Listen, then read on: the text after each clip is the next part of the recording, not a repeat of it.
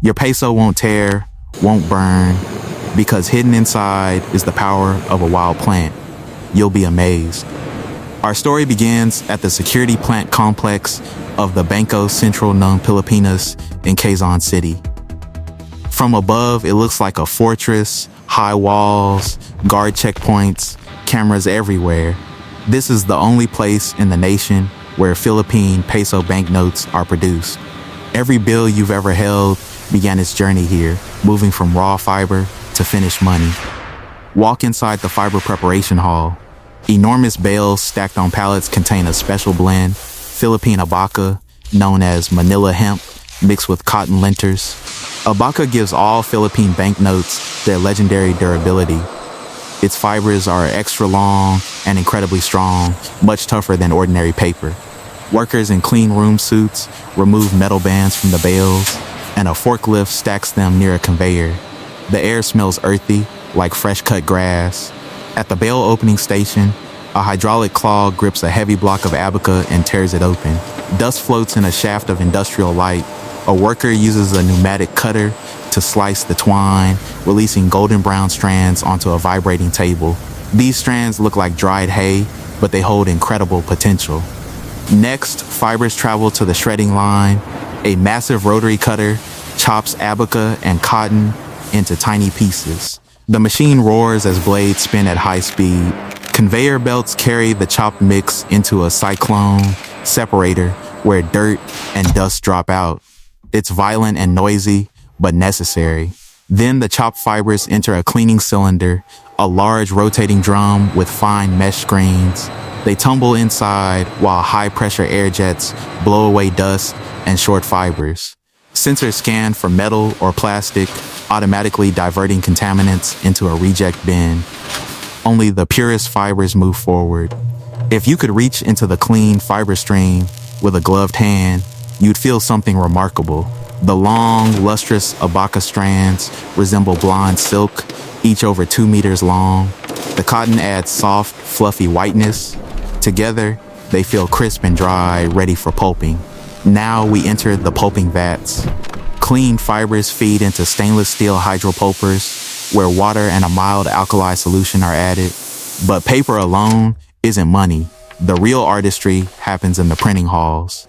Let me introduce intaglio printing, the oldest and most secure method. In a special lab, technicians place polished steel plates into computer-controlled engraving machines. Diamond Styly cut portraits of Philippine heroes, Jose Rizal, Andres Bonifacio, Apolinario Mabini, into hardened steel at astonishing resolution. Sparks fly. Under raking light, the finished plates show every line of the heroes' faces in deep relief. On the reverse plates, natural wonders like the Banao rice terraces and Tubataha reefs are engraved with varying groove depths for stunning 3D effects. Meanwhile, in the ink kitchen, stainless steel kettles mix specialized inks. Each denomination has its dominant color: orange for 20, red for 50, violet for 100, green for 200, yellow for 500, blue for 1,000. Technicians add powdered pigments and binders under fume hoods. Printing happens in layers. First, offset printing. Massive presses print background guilloche patterns and fine line structures on both sides in one pass. The base color of each note is applied here. Blank security paper contacts the colored offset ink, and abaca cotton fibers wick the ink uniformly. Then comes intaglio. Offset printed sheets feed into presses where engraved plates, bearing the heroes, glisten with viscous ink. Rotary doctor blades wipe excess ink from smooth surfaces. Each sheet is pressed against the plate with tons of force, forcing paper into every engraved groove. The thick ink forms raised ridges.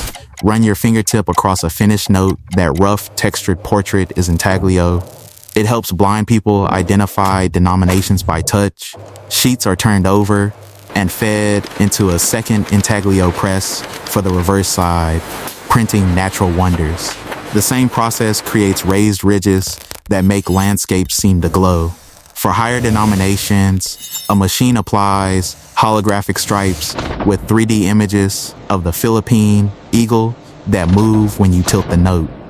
The film is thinner than a human hair, embossed with nanometer precision gratings. A UV lamp cures the adhesive instantly. Next, high-speed rotary numbering presses add unique serial numbers to every note using optically variable ink. Numbered wheels strike with precision, leaving crisp, magnetic numbers. Along the edges, tactile denomination marks, raised lines, or shapes are printed in intaglio for visually impaired Filipinos. Screen printing stations add optical variable ink elements, large numerals that shift color when tilted. Along borders, microprinting repeats Bangko Sentral ng Pilipinas in letters less than half a millimeter tall. Hidden patterns and luminescent ink glow under UV light. Finally, every sheet passes through automated optical inspection machines, tunnels with dozens of cameras and sensors. Faulty notes receive tiny fluorescent dots. Then sheets are cut, stacks are clamped in hydraulic guillotine cutters, blades descend with a sharp whomp. Fresh notes feed into high-speed sorters, where rejects are blown into separate bins. Bundles of 100 notes are wrapped in paper bands with BISP logos and barcodes. 10 bundles become a brick, wrapped in shrink film with tamper-evident tape, stored in vaults with steel and concrete doors. Armored trucks carry bricks to banks across the archipelago.